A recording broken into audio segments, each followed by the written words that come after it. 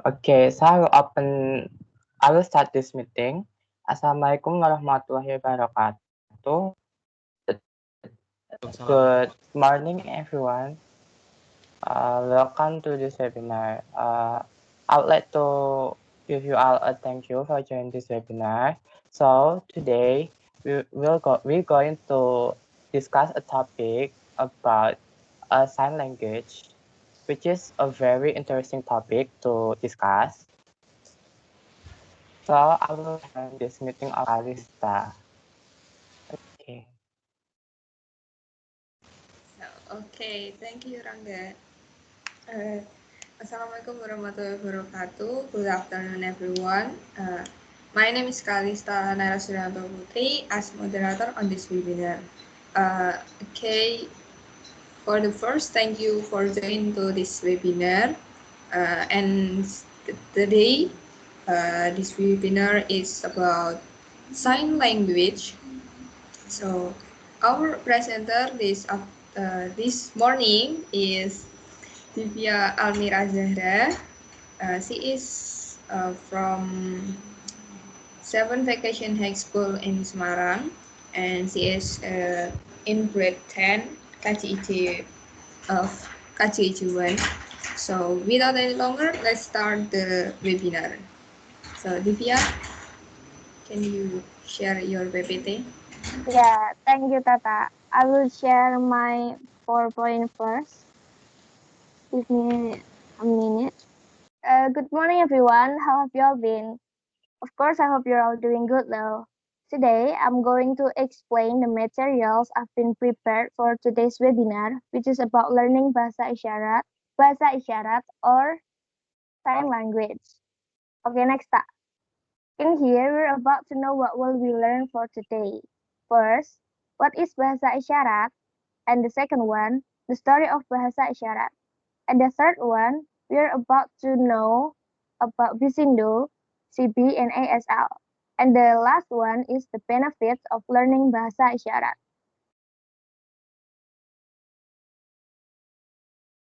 First of all, what is bahasa isyarat? Bahasa isyarat is a language that prioritizes manual communication such as body language and gesture of the mouth instead of voice to communicate. Jadi bahasa isyarat atau sign language ini berbeda dengan bahasa verbal atau bahasa yang biasa kita gunakan sehari-hari ya teman-teman. Dalam penggunaannya, sesuai namanya, bahasa isyarat mengandalkan isyarat-isyarat tertentu yang terbentuk melalui gerakan tangan dan justru tidak bersuara sebagai media komunikasi utamanya. Bahasa lisan diproduksi melalui alat ucap atau oral dan dipersepsi melalui alat pendengaran atau auditoris. Sementara bahasa isyarat diproduksi melalui gerakan tangan atau gestur dan dipersepsi melalui alat penglihatan atau visual. And then, the main group who speak this language is deaf people, or in Indonesia we call them teman tuli. Nah, bahasa isyarat ini memang diciptakan khusus untuk orang-orang yang memiliki gangguan pendengaran atau tunarungu. Sebenarnya bukan cuma untuk tunarungu sih, tapi tunawicara juga. Loh, tunarungu bukan yang nggak bisa dengar ya, tunawicara yang nggak bisa ngomong. Tapi kenapa malah dua-duanya yang pakai bahasa isyarat? Nah, begini teman-teman. Gampangnya, tunawicara itu tidak bisa ngomong atau tidak bisa bicara. Artinya, mereka masih bisa dengar. Sedangkan tunarungu itu sudah pasti tidak bisa dengar dan tidak bisa bicara juga. Tahu nggak kenapa? Karena orang yang tunarungu dari lahir itu nggak bisa dan nggak pernah mendengar suara sama sekali. Nah, karena dia nggak pernah mendengar suara sama sekali, kemampuannya untuk mengolah suara dan juga mengolah kata juga jadi tidak bekerja.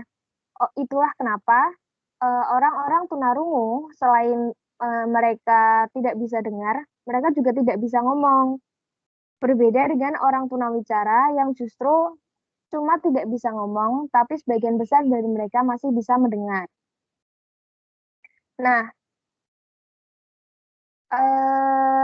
bicara soal itu teman tuli, karena di Indonesia orang-orang tunarungu itu di Indonesia dipanggil teman tuli.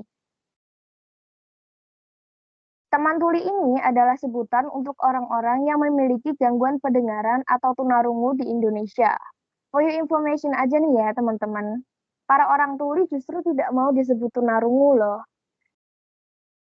Mereka akan lebih merasa nyaman kalau seseorang menyebutnya tuli. Wah, kenapa gitu? Bukannya tunarungu malah terdengar lebih sopan ya daripada tuli. Ya, saya pikir awalnya juga gitu. Saya pikir awalnya tunarungu terdengar lebih sopan dikatakan daripada tuli. Tapi ternyata bagi para teman tuli, tunarungu itu lebih ke istilah medis yang artinya memiliki gangguan pendengaran. Berbeda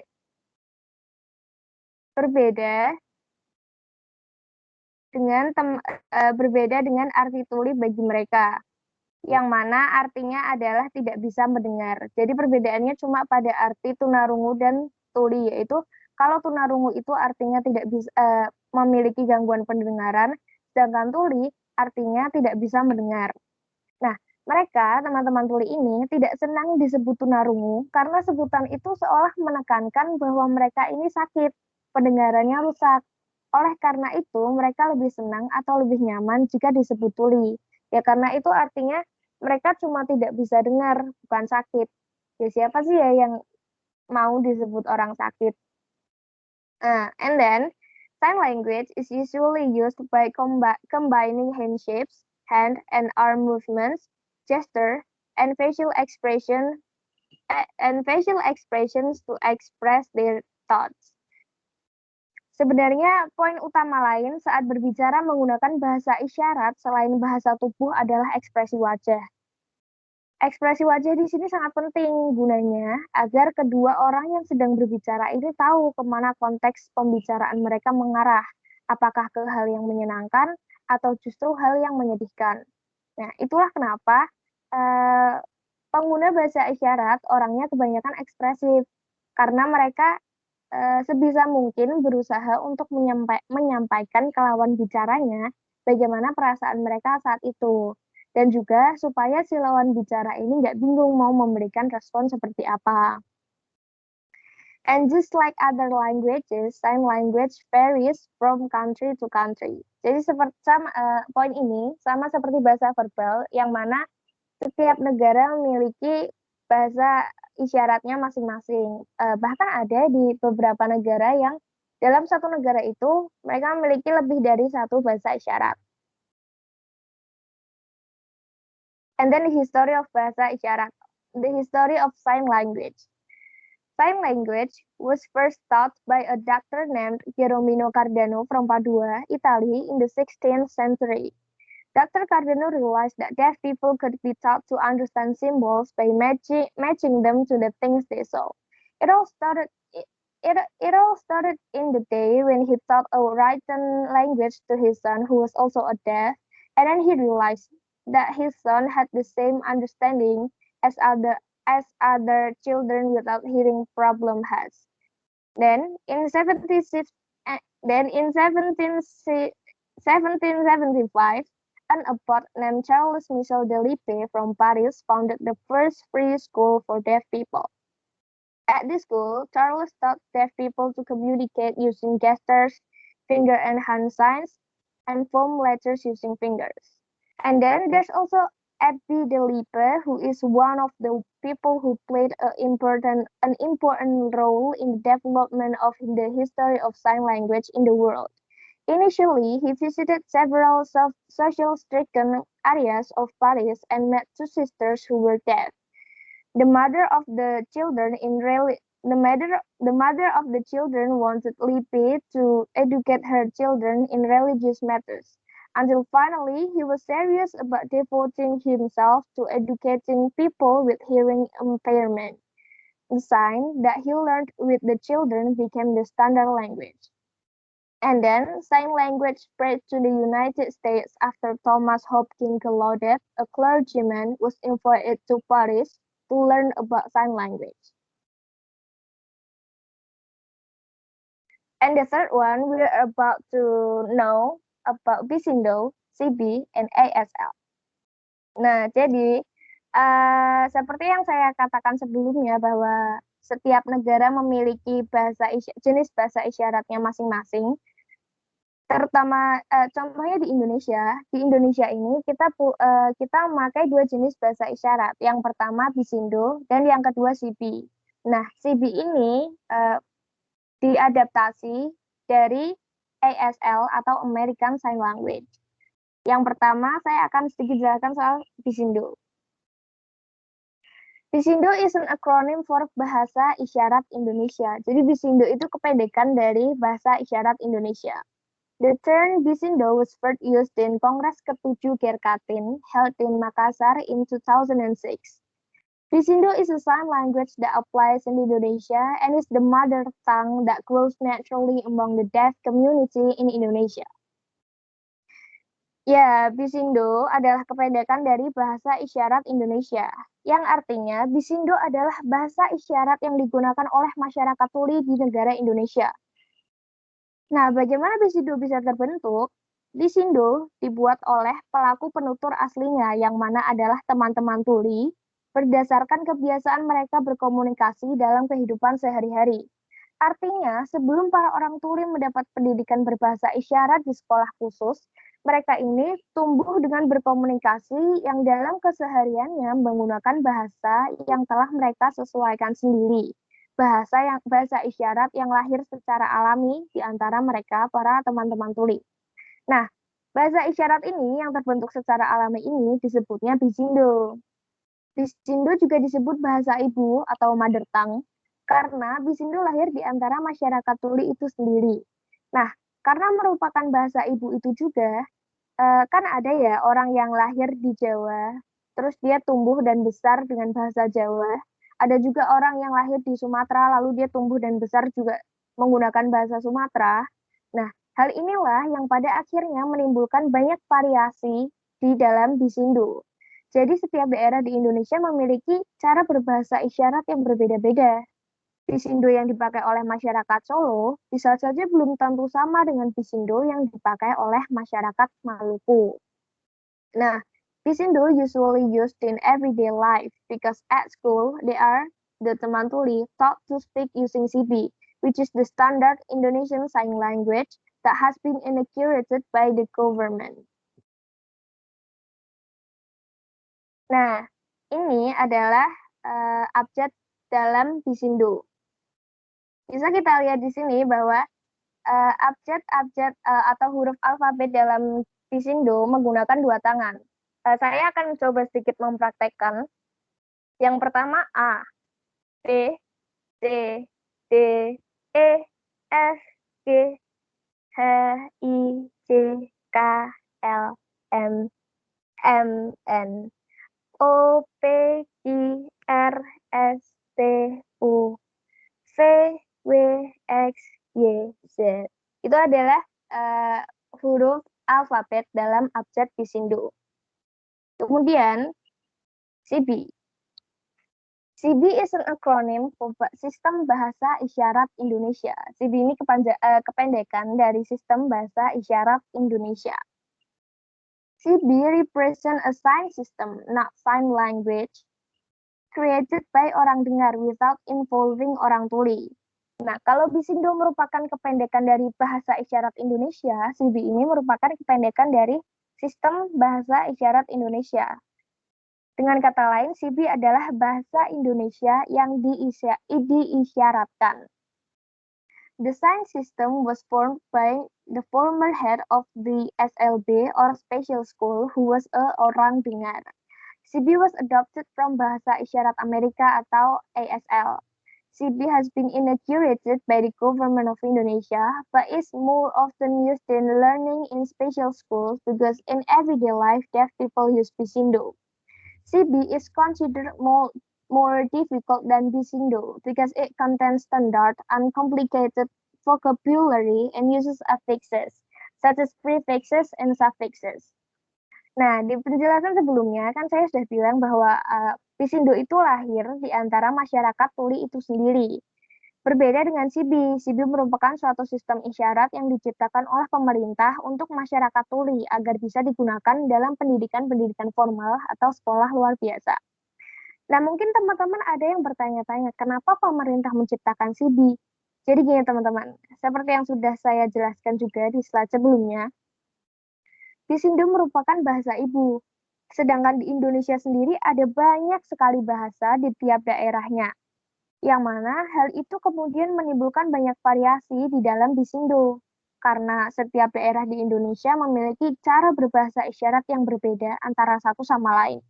Nah, didasari oleh hal inilah, pemerintah akhirnya menciptakan suatu sistem untuk menjembatani perbedaan penggunaan Bisindo di berbagai daerah itu, yaitu dengan CB. CB ini sebenarnya juga bahasa isyarat, namun tidak seperti Bisindo yang fleksibel, CB memiliki sistem sendiri, yang mana sistem itu isinya berupa tata cara berbahasa isyarat yang telah disesuaikan dengan kaidah bahasa Indonesia. Oleh karena itu, perbedaan utama antara CB dan Bisindo terletak pada tata cara berbahasa. Bisindo yang telah digunakan sebagai keseharian oleh teman tuli mengandung kosakata isyarat, kosa isyarat yang simbolis. Selama makna dari sebuah kata terwakili, maka kosa isyarat yang sederhana dari Bisindo pun sudah cukup. Sementara CB memang dibuat untuk mengajarkan sistem bahasa Indonesia kepada teman tuli. Aturan-aturan penggunaan kosa isyarat pada CB lebih rumit dan berjenjang, seperti adanya penggunaan awalan dan akhiran untuk setiap kata. Nah, ini adalah abjad atau huruf alfabet di dalam CB. Kelihatan kan ya teman-teman kalau di abjad Bisindo sebelumnya kebanyakan pakai dua tangan, bahkan semuanya pakai dua tangan. Tapi di CB kita cuma pakai satu tangan. Saya akan sedikit mempraktekkan. Yang pertama A, B, C, D, E, F, G, H, I, J, K, L, M, N, O, P, Q, R, S, T, U, V, W, X, Y, Z. Bedanya di sini sama Bisindo, kalau alfabetnya itu yang CB menggunakan satu tangan dan Bisindo menggunakan dua tangan. Lalu ada American Sign Language atau ASL. ASL is an acronym for American Sign Language. Just like the name ASL, this sign language is a sign language that is applied by Americans in America. ASL is also the defined language dominant of the deaf community in the United States and mostly in Canada. Different from English, which is an international language for orang dengar or normal people, in sign language, there's no international language that can also be used universally because the type of sign language in each country is different. But ASL is used in Indonesia by teman-teman tuli who are studying or indeed English users. Jadi ASL ini sama kayak kalau di bahasa verbal itu kayak kalau di Indonesia kita pakai bahasa Indonesia dan kalau di Amerika kita pakai bahasa Inggris. Tapi untuk Amerika dan Inggris sendiri bahasa isyaratnya itu sudah beda karena di Inggris ada sendiri bahasa isyarat lain namanya British Sign Language atau BSL. Nah, even the alphabet and some words in CB adopt some of the words that used in this language. Nah, ini adalah apa namanya huruf alfabet di abjad ASL. Saya nggak pernah belajar ASL, jadi nggak usah saya praktekkan, ya dilihat aja gambarnya.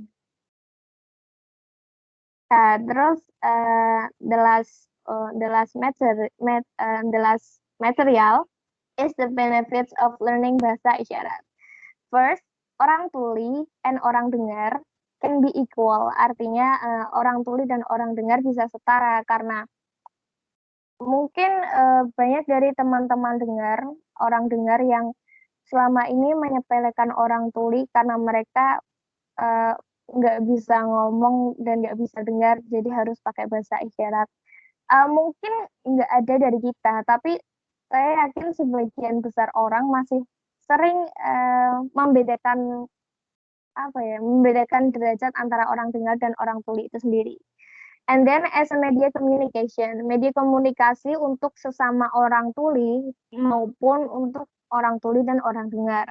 And then met lots of new friends. Dengan kita belajar bahasa isyarat, kita bisa berteman dengan siapa saja, sekalipun itu dengan orang-orang yang memiliki gangguan pendengaran. And then not discriminating against friends. Kita juga kita juga diajarkan untuk tidak membeda-bedakan teman, baik itu teman normal maupun teman yang tuli. And then we can also help them, the teman tuli, in case they need a help. We can also help the teman tuli to be more understand about what someone's verbal means.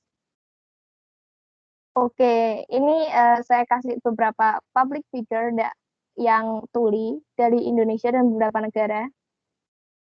First, we have Helen Karen. Helen Karen is a lecturer and book writer who was also the first deaf and blind person to become a writer, political activist, and lecturer. And then Doug Alger. He succeeded in pressuring the British government to officially recognize British Sign Language. He is also the former chairman of the British Deaf Association and the Royal National Institute for the Deaf.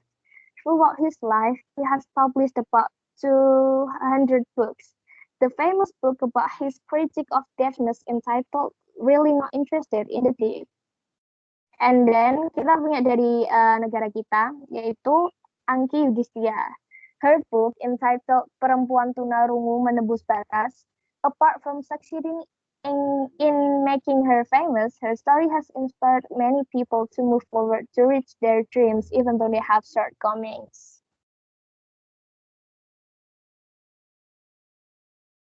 Oke, sekian presentasi dari saya.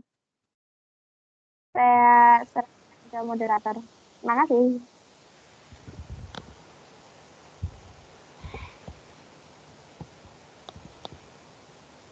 Okay, thank you for your presentation, Divya. Yeah, I think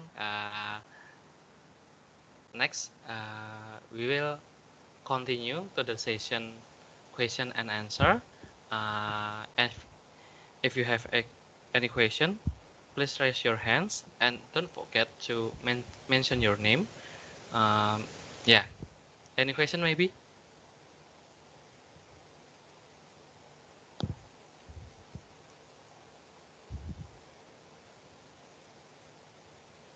Okay, from the participant. Okay, before someone asks you something, let me discuss to you about. I will ask you something about which one is first between CP and Bisindo. Which one, Divya? Mana yang didirikan? The first one that's made. Yeah. The first one that made is the first one that made is Bisindo, Pak. Is it okay to me to answer it with bahasa Indonesia? Oke. Ya, tidak apa-apa.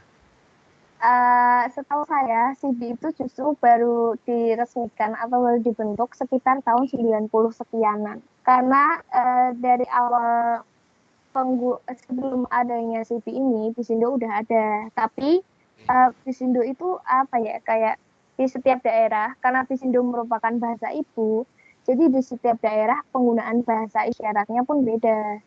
Kayak yang udah saya bilang tadi, kalau Bisindo yang dipakai oleh orang-orang Maluku misalnya, belum tentu sama dengan Bisindo yang dipakai oleh orang-orang yang di Solo. Karena secara geografis pun udah beda pulau, beda wilayah gitu. Yang bukan bahasa isyarat aja, antara Maluku dengan Solo pun bahasanya sudah beda. Begitu juga dengan bahasa isyarat, karena bahasa isyarat itu mengikuti tempat di mana bahasa itu lahir. Itu Pak. Jadi yang keduluan dipakai oleh masyarakat Indonesia itu Bisindo. Oke, I see.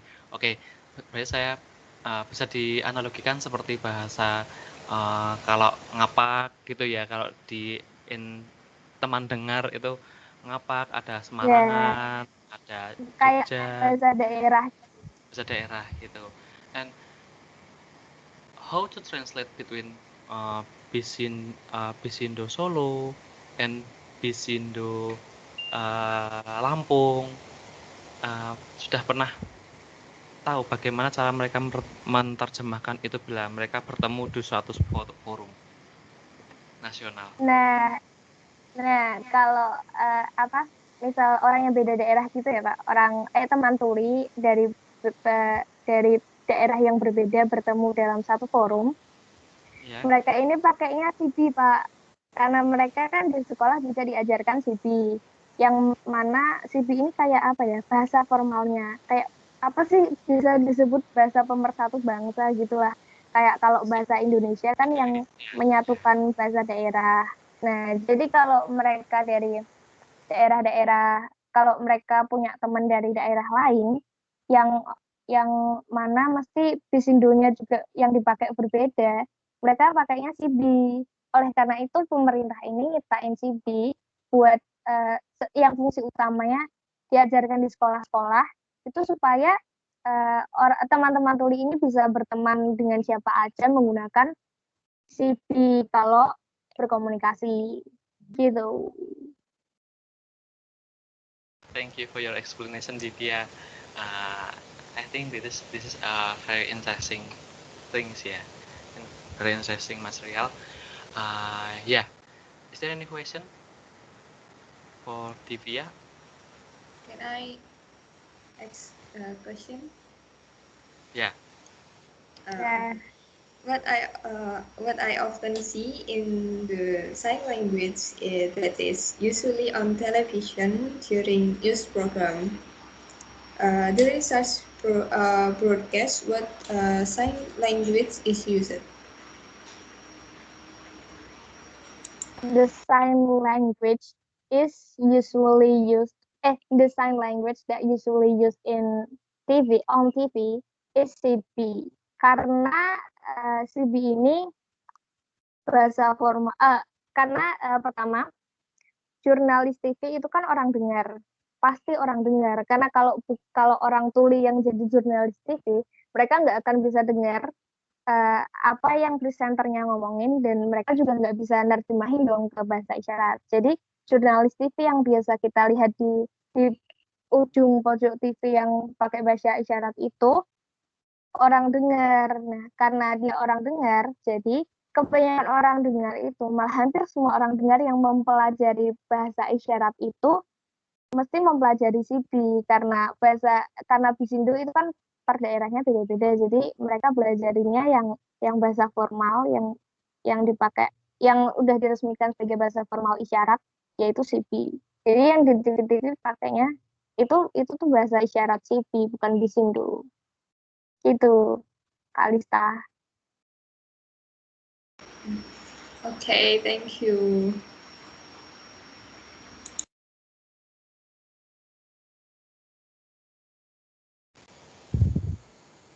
Okay. Thank you for the questions, Kalista. And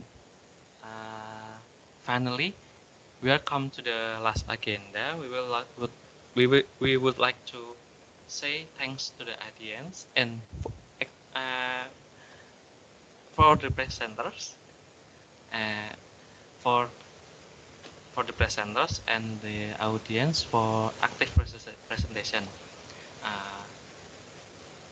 Could you give me the conclusion for today presentation, Divya? Iya, tapi boleh pakai bahasa Indonesia, Pak? Ya. Oh, bentar. Oke. Kesimpulan yang bisa saya sampaikan dari presentasi saya pada hari ini adalah bahwa bahasa isyarat itu nggak semata-mata bisa digunakan oleh teman-teman tuli, tapi kita sebagai teman dengar juga bisa kok, dan boleh-boleh aja belajar bahasa isyarat. Gunanya ya supaya pertama kita bisa berkomunikasi dengan lancar dengan orang yang memiliki gangguan pendengaran, kita juga bisa menolong mereka dan sebagainya. Oleh karena itu, menurut saya belajar bahasa isyarat sebenarnya juga sama bermanfaatnya seperti kita mempelajari bahasa asing. Itu aja kesimpulan dari saya. Pak Andri, silahkan. Hopefully the presentation will give benefit for us. Okay. Now, thank you for your attention, and I will send to host to control the meeting. This meeting. Thank you. Okay, thank you, thank you, Mr. Andre. Actually, that was a very useful and interesting material presented by Divya. Jadi habis ini kita bakal langsung next ke presentasi selanjutnya. Jadi jangan leave dulu. Yeah, because we will have the next session. Stay tuned. Ini recordnya tak ituin dulu ya, guys. Yeah.